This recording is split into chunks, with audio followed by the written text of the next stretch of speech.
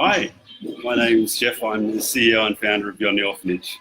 And I'm Kerry. I'm the Child Sponsorship Coordinator and Photographer at Beyond the Orphanage. So welcome for this trip to Nepal, our first Facebook Live. We've just been to a opening ceremony and blessing for our outreach program. So we arrived in Pokhara a couple of days ago, and we've been spending some time with our country partners here in Nepal. We've spent some time with the kids in the home, and now we've just been to check out the new outreach program that our partners have been running for about a year now. It's been really exciting. So it's an extension of our code house here, where we have a house for HIV positive children, and we're looking at expanding more into the communities, rural communities, where there's very little support. So today is the official opening of the outreach program, so it's really exciting for us. We just had the opening and the blessing, is why we look like we do. But we've been welcomed. But it's lovely. You know, we met the guardians, the recipients, the children. The program will support 35 children in the wider community. So for us, it's really exciting. And we're really lucky today to have one of the staff members and a person that has initiated the program with us. We've got Dhurba here with us today, and he's going to chat through a little bit about what they've been doing. Yes. Welcome, Dhurba. Come on in. Here he is. And we have 10 people to join, 3 people. Yay! Yes. Hi, Adrian. Hi, Nancy. Hi, Adrian. Yeah, Welcome. So, do you want to explain a little bit about what's been happening today, Dhurba? so today is just a short program. We have been doing from the morning. There was a short introductory training to all the beneficiaries and family members. And it's like giving them a basic information what they should do on a home and with the children, and how they can do their best for the children at home, how they can work hygienically. And then the second program is to formally open our outreach work. And we just opened by signing Geoff and our chairman on the banner, and distribute some symbolic books and bags, school bags especially. So I saw there was some supplies being handed for the school children. Yeah, like it's like for a month we have to do it. You know, why not in our community? Yeah. So great. So I probably should have started by having Dhurba introduce what his position is. So would you like to maybe chat a little bit about it? Now I'm working as a program assistant. In start season, I look for home and possibly look for both outreach also. And I'm like a program assistant at the post. But everyone calls me brother. So yeah, that's a good name. Didi. Didi, yeah. Didi, brother. Yeah. That's great. So so our different programs in Nepal look at caring for children in different situations. So the kids here they're given really specialised health treatment here, and recognising the need for an outreach program is why Dhurba's instigated. So it's like now there is lots of new concept against children's rights, like they need to be there in a home, and we cannot open like multiple homes to support more children. There are many children, and it's like it will be like an institute. If we do one next group, next, and there will be a lot of homes, and the rental cost and everything will be bumped up. So, and the children, they need their family. Eventually, when we took them, it will be they will be not in a home. Eventually, even we manage like a single number, it will be more costly. So to make like increase the number of support that we are contributing and support, we thought it would be better to help them with the problem and local problem. And then what we have, we don't have to worry is in a case in a certain time. Then when we have, like for example, in a home children, we have to integrate them. That's a challenge. So for them, it's not a challenge because they are already in the family. Already in the family environment, they already know the behavior that they need to do in the community because they are in the community. And that's really the motive. So are you able to maybe discuss a little bit about the specialised treatment that you have developed and instigated to care for the children? So we have just focused on 5 things. Like we'll be like mainly focusing on their behavior, like mental counseling, and education is foremost, and food intake, what they intake, how they grow, what are the physical abilities. Most of the infected and affected children, HIV infected and affected children need the physical strength, they lost. We have a case of losing 10 kgs in 15 days time, like a month. So that is supposed. And school enrollment, as I told you, that's quite important. Lots of them are not enrolled in school, even they don't sympathize with the children. They are like 14 years, 7 years, 8 years, and they still don't know like a short, A, B, C, D, just that. So we have to increase their education. Is it quite difficult? I guess it's specialised care that's required to bring the children up to maybe where other children of a similar age are? That's the challenge. That's why we are like planning help. That's why we are there to help them in education first, nutrition and everything, and we'll focus on the children's development. There will be a seat, there will be a plan, and we have already talked with the different school teachers how they are going to treat them, and they need to treat well. There will be like 40 children in a room, but if someone gets special treatment, we will support for the extra classes. We'll support either they need an extra teacher, some extra money for the extra classes, except the school. The school is there, but extra classes is cool. Now, because we're live, we can accept, if anybody's got any questions, feel free to send them through, and Dhurba and I will attempt to answer any questions anybody's got. Just point the gun. That's right. There's a question from Brett. How many children does the outreach program support? So first initially phase, we are just seeing the number of 35 children. And How many children? 35. 35. And, Wow, that's good. And then next, we don't like count the numbers, but let's explore them. And next year we might develop that number because we have like a report that shows there's high number of children that are needy, but we have to find them. We have to see everyone individually. It takes time and cost of travel. And so, can you tell me what the benefit of the outreach program is for the community involved as well? So basically, the community, they are like they don't know anything about HIV. They don't even talk to the person who are like, talking closely. They talking by from far distance and ignoring them and not supporting them. Even they have worst conditions in the family. So I think I saw today there was a lot of information being shared as well between the community and education, which is a really positive thing that you're contributing. Yeah, so when the family is strong, then Yep. they can fight with the community and take their responsibility and teach them. Perfect. Yeah, nice. So have we got? I'm reading down the list here to see. Thank you, Dhurba. And Thank you so much, Geoff's Dhurba. jumping back in. Thank you, Dhurba. So you can see the great support we've got from our partners here in Nepal. Dhurba's one of the team, really special people. And it's really resonated with me over the last few days. We were at our main partner program here yesterday, seeing the love that the staff and the volunteers have for the kids. It was amazing, wasn't it? Definitely, yeah. So, questions?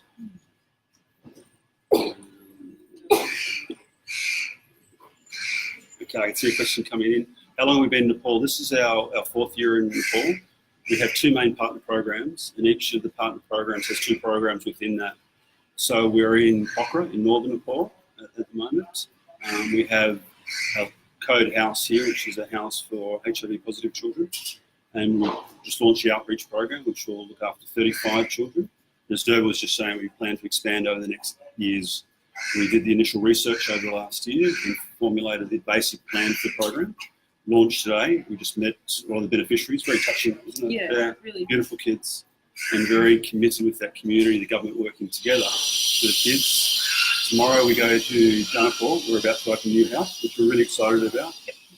Some of you may have read a story that we had about a young girl called Kitu. Maybe Kerry can talk about Kitu. Yeah, so Kitu was brought into the program in January this year. She had been taken into government care, but was unable to be. She's found in the street. Found in the street. Yeah, Yeah. I think she was trafficked. And so for her long-term care, she's been taken into one of our in-country from one of our in-country partners, and so she's been there for what are you now, 10 months, and she's just absolutely. We're not entirely sure. She's about 6 years old. We don't know. But, she was found on the street, just in her clothes, and a little green plastic bag was possessions. We think she was trafficked, but we won't know till she's ready to tell us. So I've seen a recent photograph of Kitu, and in the short time that she's been cared for by her new family in Virganj, she's just, her face is just it looks so much more relaxed. She doesn't look quite as tense and agitated. So it's so nice to see that she's just really blossomed in the short time that she's been cared for. So really excited in the next few days to go and catch up with the team and say hi to Kitu. And she came from a city called Janapur, which is on the southwestern Indian border. And Beyond the Orphanage is very much about trying to keep children in the language group if we can. When we first met Kitu, there was no support, well, there is no support until we're about to open a house tomorrow in Janapur. So she came to Virganj, different language group. So we're very much with our partners there, Senapalo. I can see Kanchan's online. Yeah. Hey Kanchan. See you tomorrow, buddy. Very much the development of the house in Janapur, which we're very excited about. So children come into the program through a very stringent work with the government, local community, and then they will stay in that group, in the language group in the community that they came from. So we won't be removing them, which to us is very important. And there we go to Virganj, which is our program we've had in Senapala for many years. We're very happy with the program. It's a very successful program. The kids are doing really well, so we look forward to. And both Kerry and I like Virganj. We think it's a very special place. Looking forward to that next visit. So yeah, we I dare say we'll be checking in again. Yeah, we'll check in a couple of days. We've Bringing more reports from the road. There's a question from Nancy. Tell me more about outreach program. So the outreach, for those of you who just joined us, the outreach program is what we're here today in Pokhara to celebrate. We just heard from Dhurba, who's one of the leaders in our program partners here. This is why Kerry and I, this way we just had a official opening, which was lovely and a blessing. So all the children, we came 35 children, their guardians, a lot of double orphans. So the guardians are aunts or extended family. Beyond the Orphanage, very much that philosophy, trying to keep a family together, a reunited family if it's appropriate. And then we had a formal blessing, which is, it was good. We had lunch and then we're going to have dinner. Kids are going to dance. Yeah, yeah. We'll get up and have a bit of a dance. Might take some photos. So, yeah, it's really exciting. Is there a question from Rachel there? Hi, Rachel. It's my question. Yeah. Can you tell us about BTO and the kinship model? I hear a lot about it, but can you tell us more about what makes BTO unique? So that was a question from Rachel asking about what the Beyond the Orphanage kinship model is and what makes Beyond the Orphanage so unique. In the early years, 2001, 2002, 2003, I was working in Ethiopia and I worked in an orphanage, very good orphanage. But I saw firsthand the challenges of institutionalising kids. The orphanage was built for about 30 or 40 kids. And at the time, for the years I was there was over 200 children. And the staff ratio was, it was challenging. So you go on a homework time, there's 200 kids wanting to show you that homework. They all wanted that individual love and attention, like our children. So the Beyond the Orphanage really came from that time that I spent in the orphanage, really understanding, seeing the kids and seeing their need for that individual love, that care like our own children need. So with experts, Professor Ray Kirk, Dr. Natalie Connor, different people around the world, we developed the Beyond the Orphanage model. Beyond the Orphanage model, it's philosophically, it's always alternate care. So looking at the child holistically and placing that child in a home that is hopefully with a family member. If there's no family member, a guardian, very carefully selected. And if there's, for whatever reason, a child needs to be in a small home, we have small homes as well. We talk about small homes, under 10 kids. Sometimes the children have unique challenges. Here, HIV positive, in Big Gunge, we have some children with special needs that need that one-on-one care. But always that overarching philosophical alternate care. And of all our partner programs that come under that alternate care umbrella, are slightly different, and we adapt with them. But yeah, does that answer your question, Rachel? It does. It's a good question. Are you guys starting a new program anywhere? So we're here launching the outreach. Tomorrow we launch Courtney House in Janapur, which is really exciting for us. Yeah, so that's and that's about it for the moment. It's been a very busy year. You can see I'm getting more grey hairs from the last time. Kerry doesn't have any, but I'm getting more and more. So that will really bed down. And Beyond Me Orphanage really believe about growing organically. So there's so many kids that need help, that need support, and unfortunately can't help them all. But the kids that we help, we really focus on with our program partners, working with them, regardless of their race, regardless of their religion, regardless of their challenges, and making sure that we really look after those kids. And that's the philosophy we've had right from the start. We continue to grow organically and looking after more kids. Absolutely. Yep. It's a good question. How many kids do you anticipate in In Janapur, the house is set up for 10 kids. So yeah, basically if we have a house like that, we'll be a maximum of 10 kids. But it doesn't mean we can't replicate the house or replicate the model, which is very much what we're into doing with our program partners, but always keeping that small alternate care so those children get that individual love and care that all kids need. Any other questions?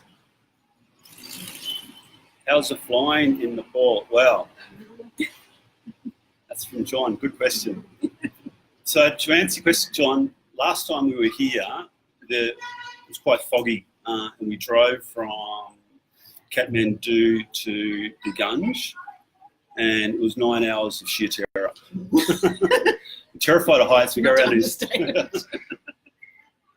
And I can see Kanch and a few of our Nepalese friends watching this that laugh at us because they do it daily. But for us, it was these hairpin bends going around and 3 wheels on a road. You look out, there's this 10,000 foot cliff. And it's like, I'm going to die every second. But we obviously made it. Flying in Nepal, it's unique. Being a pilot, I sort of understand a little bit of the technical side of it. And when we came in the day before yesterday, it's sort of cloudy, foggy, thunderstorms. I think the technical term we used was, coming in tight. The guy turned on the files at about 20 feet, lined up, bang, bang. But it's sort of interesting and unique. But it's part of, being here, I guess. It's lovely. It feels very alive. Yep. Nepal's a beautiful country. Nepalese are really, really great people, very keen to look after their children for the community as a group. So, we're very lucky to be here. Yeah. Great people. As we just saw at Dhurba. Yeah. Yeah. Any other questions? I see a question from John. How do you find the kids in your Well, I've been very lucky to visit the kids on several occasions and over multiple trips and spend extended periods. So stepping in and out of their lives has been really amazing, and the kids are they grow every time, not just with their schooling and education, but with their social skills. And every time I can see I'm not sure my Nepali is really getting much better each trip, unfortunately. I wish it was. Last visit I did have one of our little kids in Gunge grab me by the cheeks to try and get my mouth in the right way because I'm so bad at trying to pronounce the words. But so I can see their English skills developing through school. So they're understanding more and more about what I'm saying each time, which I wish I could I could learn.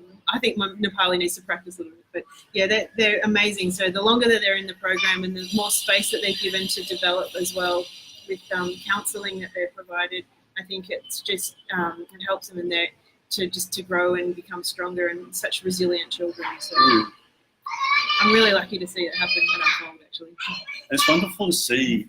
For me, it's very rewarding. I think for us as a group, to see kids that we met in very poor and dangerous situations and seeing them years later.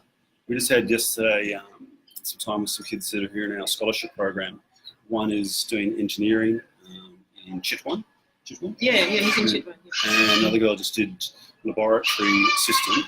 But to see them, come through the program, at the end of the program, have a degree, a vocation or a diploma, and have the life skills to face life on their own, as you know, many are orphans. So it's very, very rewarding to see, and it's thanks to everyone who supports Beyond the Orphanage, be it a volunteer or the donors, that we can do the work we do. So very blessed. And this morning, actually, the boy that you're talking about, or young man, I should say, that you're talking about in Chitwan, who's studying, I did a quick visit to the home this morning before we started the proceedings here today, and went upstairs there's a room set up for extra tuition, and I think at 8:30 this morning he was there just one-on-one tutoring one of his little brothers, so that was pretty special to see. They're in the middle of the start of exams at the moment, just before the Shane Festival begins, so it was really lovely to see that he's come back from Chitwan into Pokhara to stay with his family while he's on school holiday, so that's great. It was great. really nice to see. Yeah. Well, if there's no more questions, thank you. Why do you do it? That's a funny question from John. Why do you do it? John, is that about Beyond the Orphanage? For me, it's been a long journey. I started working in Ethiopia 2001, 2002, and quite an emotional journey. In the early days that I saw children pass away from HIV/AIDS, and being a father, being a parent, really touched me. Same age as my son at the time, so it touched me deeply in my soul. And then, since that day, I've worked for children in the developing world, and just talking about the kids that we see graduate, kids who were brought off the street years ago, and seeing them now gives me and my family, Kate, so much joy of what the work we do, much more than any material possession could ever give. So, I dedicate my time to Beyond the Orphanage. I donate my time, but for me, it's not work. It's just, serving the kids is just an absolute pleasure. It's a privilege to do what we do, and being here and seeing the program expand, seeing the new beneficiaries, these beautiful kids, had very hard lives. Many are HIV positive, really challenging life, but there's hope for them. The drugs are really good. The program is really good, so we'll work with them, So at the end of the program, they have a really bright future. So that's why I do it. Hope that answers the question. Nice one. All right, everybody. Save up your questions and we'll check in with you in a couple of days. Yeah, bye-bye. Namaste.